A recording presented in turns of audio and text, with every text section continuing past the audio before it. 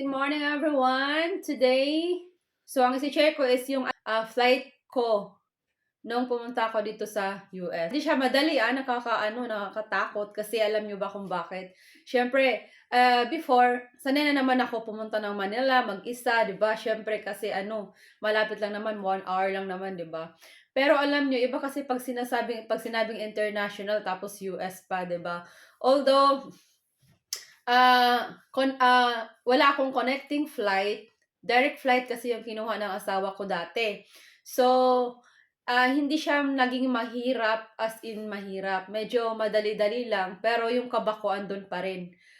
Ang pinili ko talaga is gusto ko yung hindi maraming tao. Kaya ang pinili ni Andrew, ang pinili ng asawa ko is holiday. Di ba November 2 is holiday.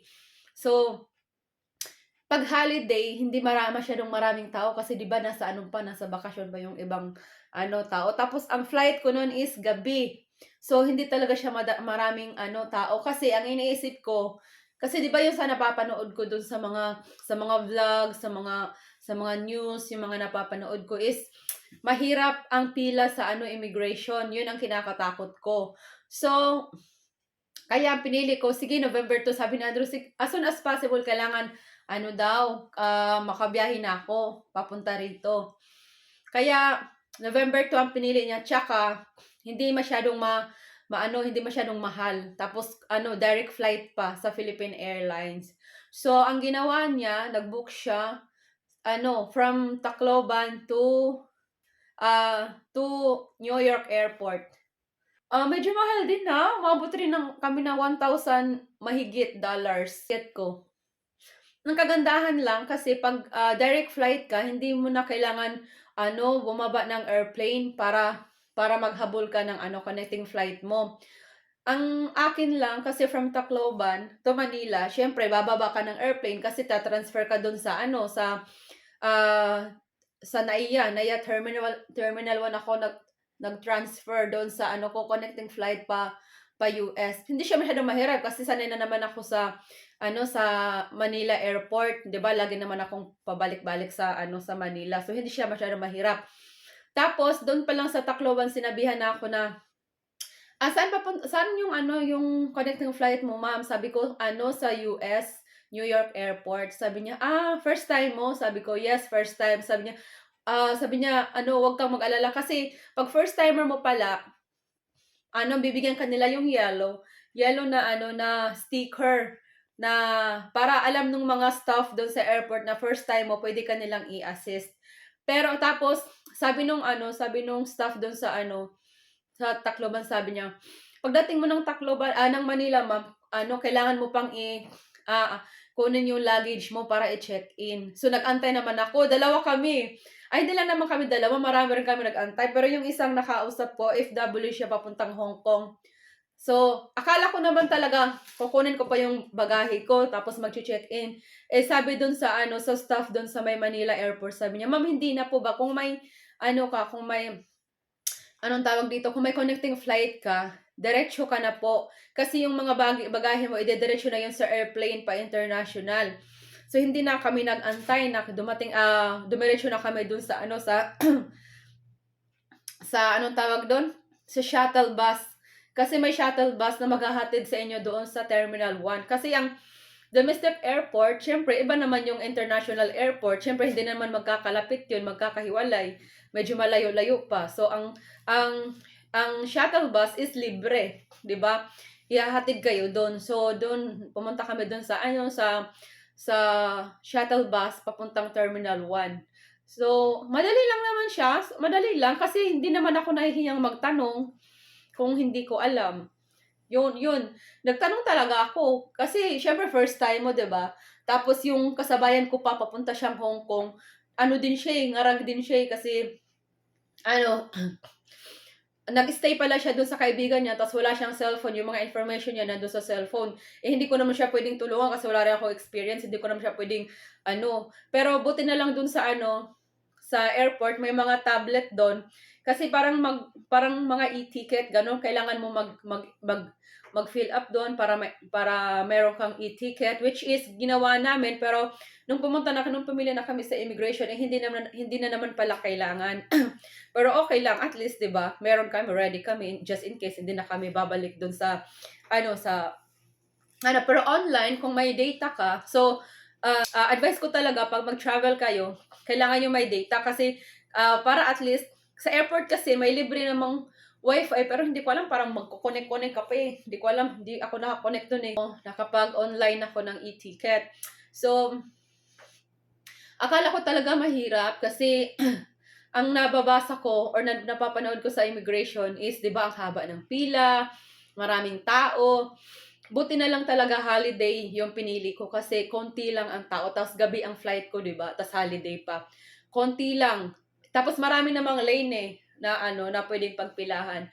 So, konti lang. Tapos, kinakabahan ako nung nasa na ako immigration kasi bawal mag-video doon, bawal mag-photo-photo, ganyan. Bawal, may nakalagay doon.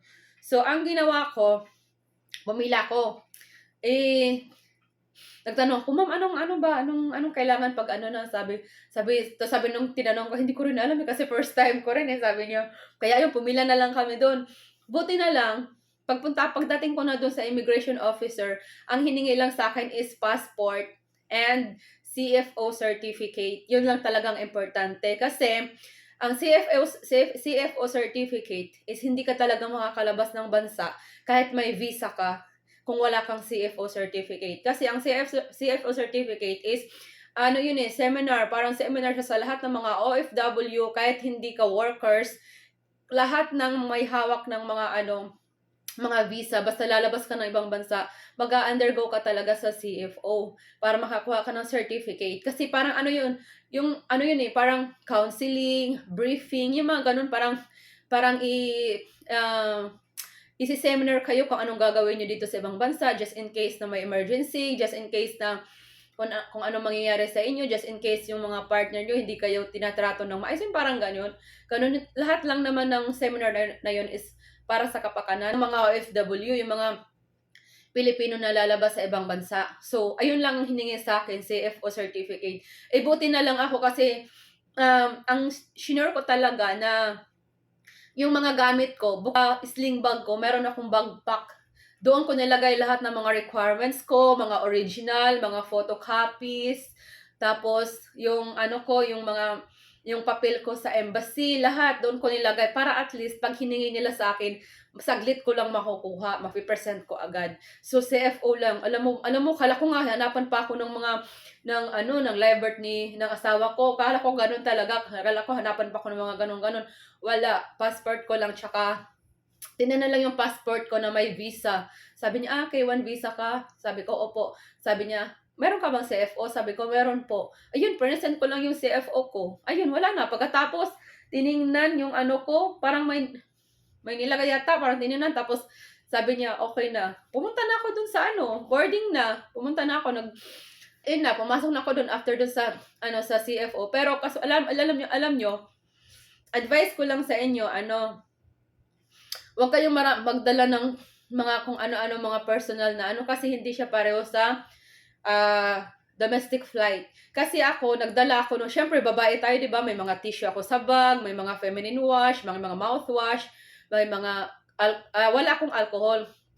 Kasi alam ko, ang alcohol is bawal kasi dati na-confiscate sa akin yung alcohol ko na malaki. So, inaalaw pala nila pag international flight, hindi malalaki.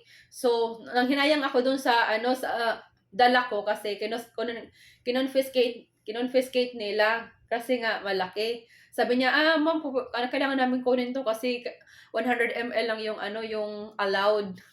Wala naman ako magagawa kasi naman hindi ako pasakayin, di ba? Pero hindi yung kinuha dun sa pa lang, sa first check-in.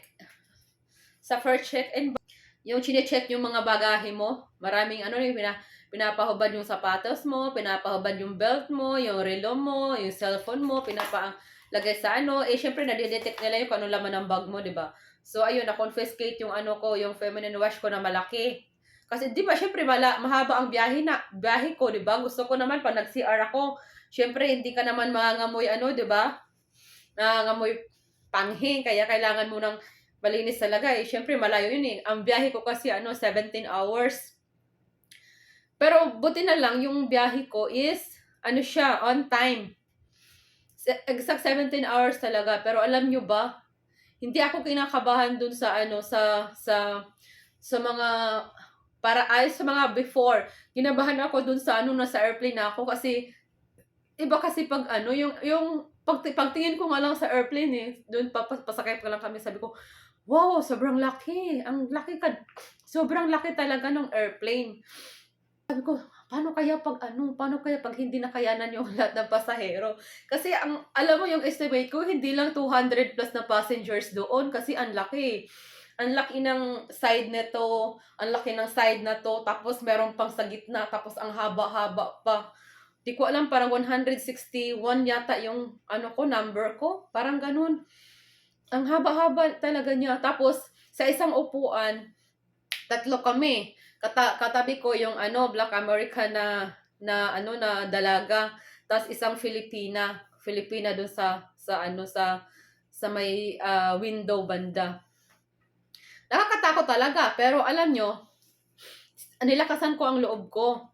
Kaya nga, syempre, first time ko, ang ginawa ko syempre may nahiya naman ako magtanong doon sa mga katabi ko. Ang ginawa ko talaga, kung anong ginagawa nila, tinitingnan ko na lang kung paano nila ginagawa yung ganun. Pero, alam nyo, masyadong helpful yung Black American compared doon sa Filipina na katabi ko.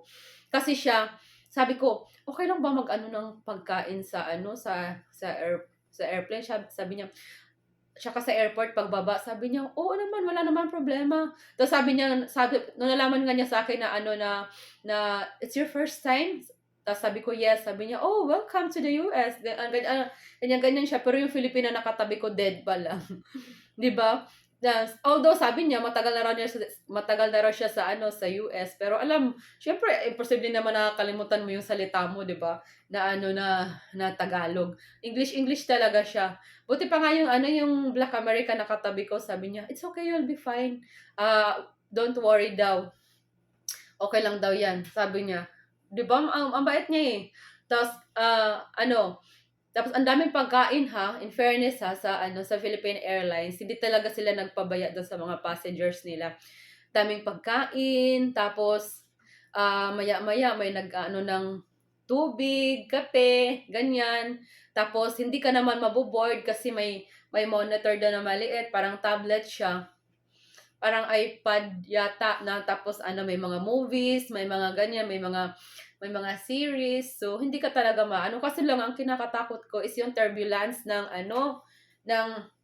airplane, yung gumaganon-ganon talaga. Grabe talaga yung takot ko kasi yung feeling ko na parang babagsak yung airplane pag gumaganon-ganon, tapos biglang gumaganon yung airplane. Doon ako natatakot, lalo na nung parang mga ilang oras na yata lumipad yung airplane namin. So, yun lang ang kinakatakot ko. Tapos, the rest, okay naman siya kasi marami rin naman mga Filipino doon eh. Pag nagsi-CR nga ako, may nakikilala akong may nakakausap akong Filipino, yung mga ganyan. Hindi naman siya as in talaga nakakatakot. Siyempre, ang iniisip ko talaga, advance ako mag-isip, ang iniisip ko, hala, baka mamaya bumagsak yung airplane. Hala, baka mamaya, yung ganyan. Tapos, after 17 hours, awa ng Diyos naman, nung nakita ko na yung palapit na kami doon nakita ko na yung mga ilaw doon sa ere, yung mga ilaw na ng mga building, ng mga bahay doon sa sa may airport. Sabi ko, wow, salamat Lord. Malapit na kami doon sa sa airport, malapit na kami mag-landing. So, nung nakita ko na yon, parang na-relieve na yung pakiramdam ko kasi malapit na. Wala pa naman akong wifi. Pero may free wifi sa Philippine Airlines. Kaso lang hindi ako nakapag-connect. Kasi hindi ko alam, doon ko lang nalaman sa katabi ko na Black American. So may wifi pala doon sa So, okay lang. Tapos sa airport din, pagbaba ko, pag nandun na kami sa airport, may free wifi din. Kaya hindi ako natakot, baka hindi ko makontak yung asawa ko, baka ano, paano niya ako susundin? Hindi, kasi may wifi sa airport, so huwag kayong mag-alala kasi makaka-connect kayo. Kailangan nyo lang talaga i-charge yung mga cellphone nyo para pag landing nyo, di ba, makakakontak kayo doon sa magpi-pick up sa inyo. Tapos nung pababa na kami ng airplane, nung nasa airport na ako, ang pila pa talaga doon sa immigration, doon sa may New York Airport. Syempre hindi naman pwede yung pagbabanan mo ng airplane punta ka agad doon sa may exit, hindi, may pila pa rin, may immigration pa rin, chine-check yung mga papel mo. Yung akin, chinek lang yung passport ko. Tapos pagkatapos ng passport ko, pagtingin sa akin na K1 visa ako, pinapunta ko dun sa maliit na kwarto. Sabi ko, hala, patay, ano kayang gagawin sa akin? Hindi ko alam. Pero may mga nauna na doon. Sabi ko, ano kayang gagawin sa akin? Bakit ano? Tapos, kinuha ako ng babae. Sabi niya, follow me, sabi niya. So, sumunod ako sa kanya. Siyempre, mga slang. Sunod na lang ako sa kanya.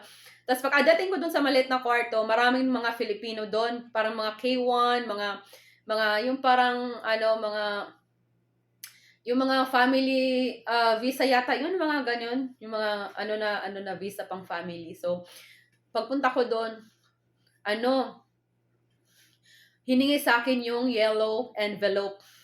Alam nyo, pag doon sa embassy, pagkuha nyo ng visa, pag-deliver ng visa nyo, may nakalagay doon na yellow envelope. Andun lahat ng mga requirements mo na originals. So, wag nyo yung i-open. Kasi yung mga officers ng immigration sa bansa na pupuntahan mo, sila lang yung pwedeng mag-open doon. Hindi mo pwedeng buksan yun. Kasi pag nabuksan yun, hindi ka tatanggapin, babalik ka sa bansa na pinanggalingan mo. Kailangan hindi bubuksan yun. Sila lang talaga ang allowed na mag-open ng yellow packet. Yellow packet na tawag doon eh. Yung envelope na yellow. Nandun lahat ng requirements mo, yung mga originals na papel mo, sila lang. Kukunin nila yun pagdating mo sa immigration kung saan bansa ka pupunta. Sa US kasi, yun ang ginawa sa akin. Kinuha yung passport ko, kinuha yung yellow packet ko. Nakalagay pa sa LBC na envelope. Kaya, binigay ko talaga. Kasi yung iba, may seaman yata doon yung iba, hiningaan siya ng officer na, saan yung yellow envelope mo? Sabi niya, wala akong yellow envelope. Tapos kinuha yung akin. Sabi niya, ma'am, what is this? Sabi ko, may yellow envelope. So, pinakita doon sa kanya, sinample, sabi nung officer niya, ito daw yung yellow envelope. Ganito daw ang itsura. Tapos, binalik niya sa akin kasi pinakita lang eh. Sabi niya, good thing daw nga na may yellow envelope daw ako. Tapos, ayun na, pagdating ko dun, pinaantay lang ako. Tapos, maya tinawag na ako, Merlin Sombese, binigay na yung passport ko. Tapos, hindi na nila binalik yung envelope na yellow. Kasi, ayun yung record nila.